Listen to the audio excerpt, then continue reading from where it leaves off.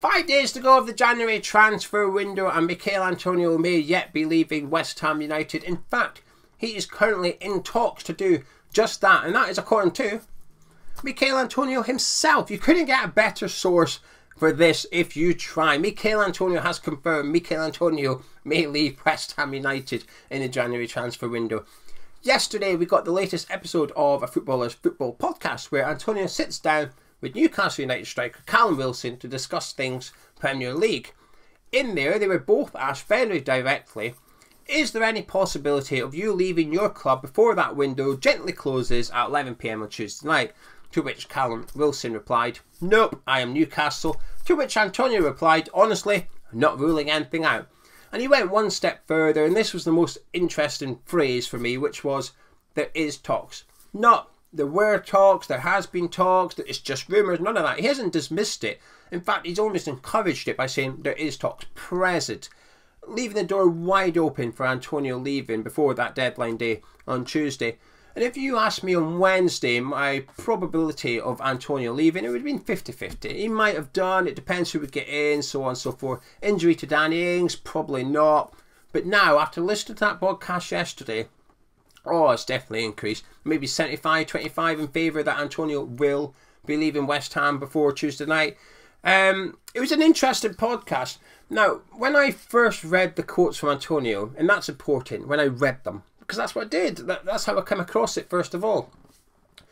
My reaction was one of frustration and anger. I thought, well, if that's your attitude, do one. Get out the club. That's what you want, leave. Because as a fan, right now, I am scrutinising everything. I'm aware I'm doing it, but I can't help it. Because of the situation we're in, I'm looking for two things here. I'm looking for things that give me hope and positivity, but also things that are almost increasing my worry. So on one hand, I'm looking at Gerd coming to the team. I'm looking at Jared Bowen scoring a couple of goals. I was looking at the signing of Danny Ings thinking, here we go, I'll take that. There's hope and positivity. We're going to get out of this. We're going to stay up. We're going to be in the Premier League. It's going fine. We're going to do this. But on the other hand, I've got the injury to Danny Ings, the injury to Kurt Zouma, and I'm over analysing all of it. I'm aware I am. I just can't help it. And then when I when I saw Antonio's comments, my reaction was, no, I'm not having this. If you don't want to be at West Ham, you're not here for the fight. If you're not prepared to roll your sleeves up, dig in and drag us out of this, then get out of the club, because at the minute you are our only fit senior striker. I'm aware Skamaka's been hinting on Instagram that he's back soon, but at this present point of time, what we do know is Antonio is our only fit senior striker. When I read those quotes, I thought, oh, there's a guy that's not committed to West Ham, is it? So there's the door. Out, and let's get somebody in that does want to play for West Ham that can get us out of this. Then I went and listened to the podcast.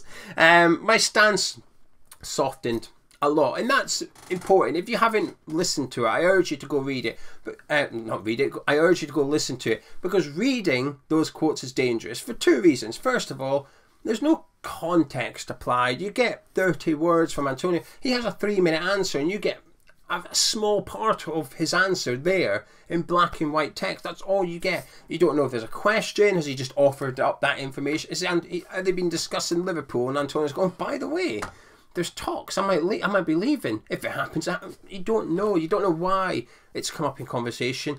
But like I said, you also don't know everything he said. You just get a snippet of what Antonio said. Second of all is the tone. Because that is the hardest thing to do in a body of text.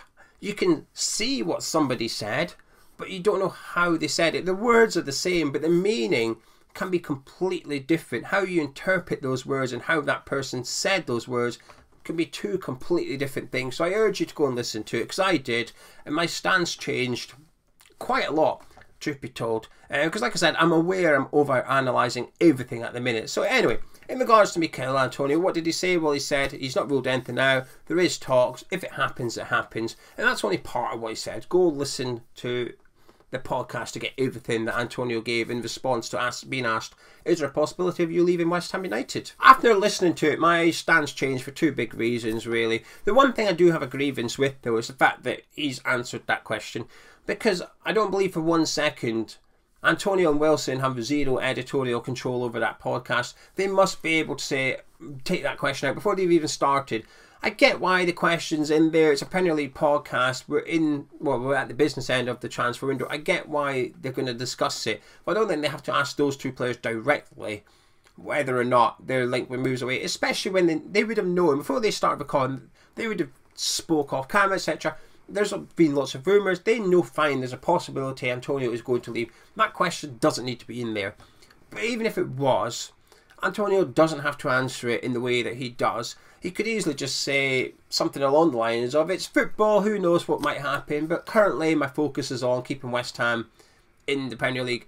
So the one thing I've got a grievance with is Antonio actually just being honest, because that's all he's done. He's answered the question with honesty, and that's the thing he's most guilty of, in my opinion. But a couple of the reasons I've softened my stance is, one, he's very respectful to West Ham. Not just that answer, throughout the podcast, last week as well, different episode obviously, but he sort of talked a little bit about potentially leaving West Ham. But during that podcast, during this one, it's very much my priority is keeping West Ham in the Premier League. He says it when they're talking about the match, they're not talking about transferring, they're just talking about games. And he's very much, makes a joke about how he's on a goal drought, but then he says, I don't mind being on a goal drought as long as other players are scoring, we're winning games, we stay in the Premier League. That's the most important thing. He's always talking about how the priority is West Ham. I mean, there was one moment that tickled me actually. Callum Wilson basically said that he's not scored for a few games now. He's set up a couple of goals, but he's not scored. And he said that the podcast is a bit of a curse actually. And Antonio laughed and said, I don't know what you're talking about. I've been on a goal drought since last December. And Callum Wilson said, yeah, so have I. I don't think I've scored since before the World Cup. I think Antonio was on about the other December, to be honest with you. I think Antonio was actually referring to December 2021, 14 months ago. Wilson just assumed he meant 2 months ago and made a joke off the back of it. So that tickled me, because I think you're on the wrong year there, Callum. Antonio's been struggling for goals for well over a year now, kind of thing. But in regards to potentially leaving, like I said, he leaves the door wide open, right? Wide open. But he's very respectful about West Ham. He says in it, if I don't leave, I won't be upset. But if I do leave, I will be upset. I've had a really good 8.5 years. I've made a lot of memories, really close to my heart. If I leave, I'll always look out for West Ham. I love the fans. He says a lot of nice things. And I just don't think you can ignore all the good stuff and focus solely on the bad things. I don't think it's fair. So I think he's very respectful as much as you can. Yes, like I said, I don't think he has to answer the question. But if he had to, gun to head, I think he answered it as honestly and as respectfully as he could.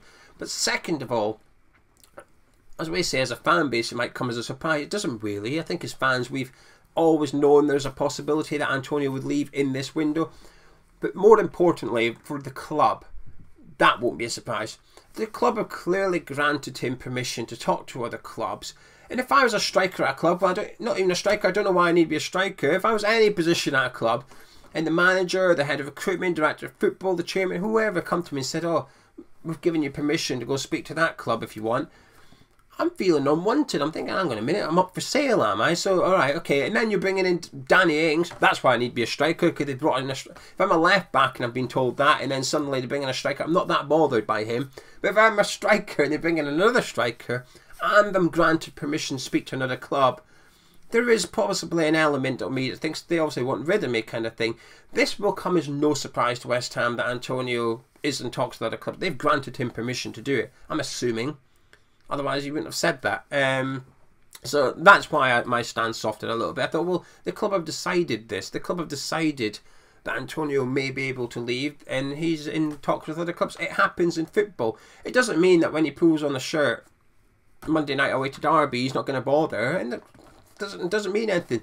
Against Everton on Saturday, I thought there was a much improved performance with him. That was whilst he was in talks with other clubs. We can only assume. In the podcast, he basically said, oh, the clubs I got linked to, there's an element of truth in that. He retracted it and made a bit of a joke about it, but I do wonder if maybe there was an element of truth in what he first said, which was the clubs he's been linked to is not that incorrect. Those are Everton, Wolves, and some MLS clubs.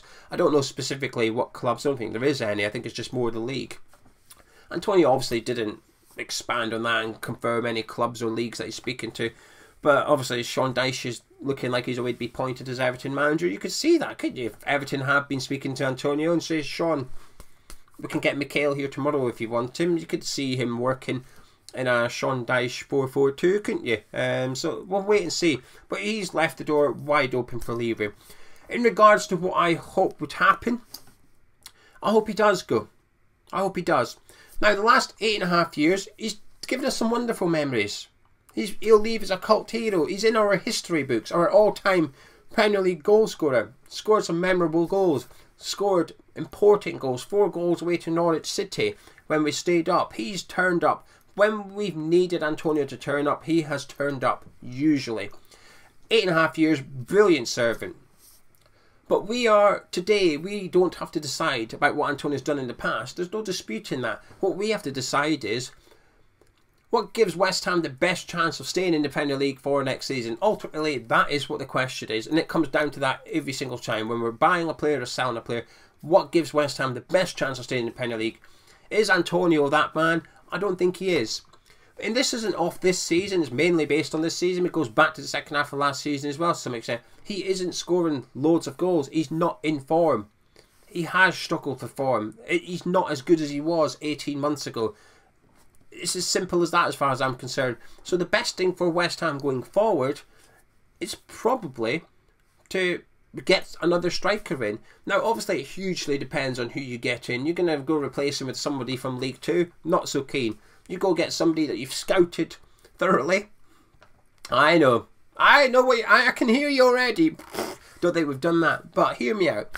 If there is a striker out there that we've scouted thoroughly, we've done our homework on, and we're confident can make it in the Premier League, or perhaps it's somebody in the Premier League we know can do it, like Danny Ings, but without the broken bit, then I would gamble, because either one is a gamble. Whether we keep Antonio, that has its own risk, that has its own gamble, or whether we sell him and replace him, that has a different gamble.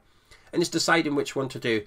I personally would like to see him sold. I hope he goes to a club, and I hope he almost has a fresh start to his career to some extent, because it has gone a little bit stale for him. Like I said, on Saturday against Everton, improved performance, but it wasn't a man of match contending performance for me. Gerd was up there, Bowen was a lot better, and that was an improved performance from Antonio, and he still wasn't amongst our best players on the day, in my opinion.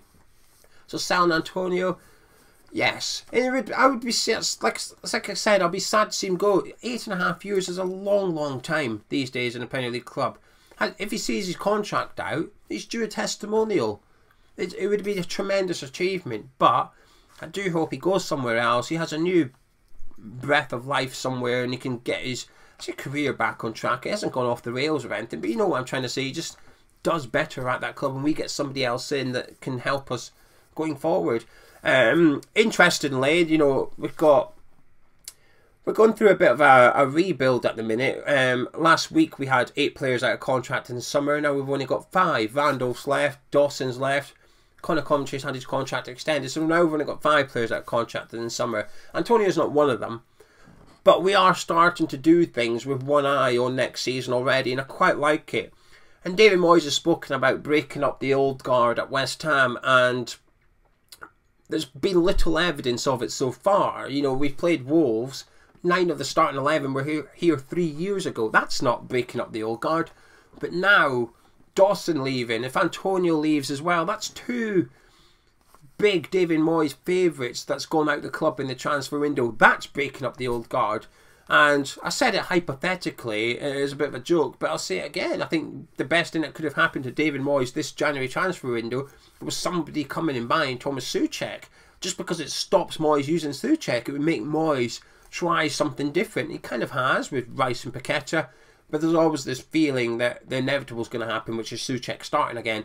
And I think whilst Antonio is at the club, there's always this inevitable feeling that he's going to play Antonio again. Regardless of form, regardless of who's available, that eventually West Ham will go into a game on a Saturday afternoon, Antonio will be the striker. Regardless of whether it's the right decision or not, he will be. And it's the same with Souček. It's this determination to get his players back into the team. And I think actually the best thing for Moyes is for those players to get sold so you can't do them. So you can't play Antonio anymore. You've got to make Scamacca work. You've got to make Danny Ings work. Or the club have to go get another striker, and he's got to make him work. He can't keep reverting back to his tried and tested formula, which is Antonio and Souček. It was tried and tested 18, 24 months ago. It's no longer working. I think sometimes just forcing the manager's hand might be the way to do it. Now, obviously, I know people say, well, just give it. I don't disagree. But the reality is, Moyes is still here, so what's the best thing we can do? And I think actually selling some of the players he keeps using that perhaps isn't in form is the next best thing. So, Antonio, in regards to what he said on the podcast, don't really have an issue with it. Like I said, I think the only thing he's guilty of is answering a question that he perhaps shouldn't have answered honestly. That's all he's done. He's answered the question as honest as he can. And that is, anything can happen. If it happens, it happens. There is talks. So I've got to the point, I'd be surprised if Antonio's still here after the transfer window. And I'm not against it either. So we'll wait and see. But let me know what you thought of the podcast in the comments below. If you enjoyed this video though, please do drop a like on it. Subscribe to Hammers Chat, and I'll be back later tonight catching up with a Derby County fan to get his thoughts on the game on Monday night. It's an interesting listen actually, and he gives a really good reason as to why it's a bit of a special occasion for Derby County on Monday. Something I wasn't aware of anyway. Catch you in a bit.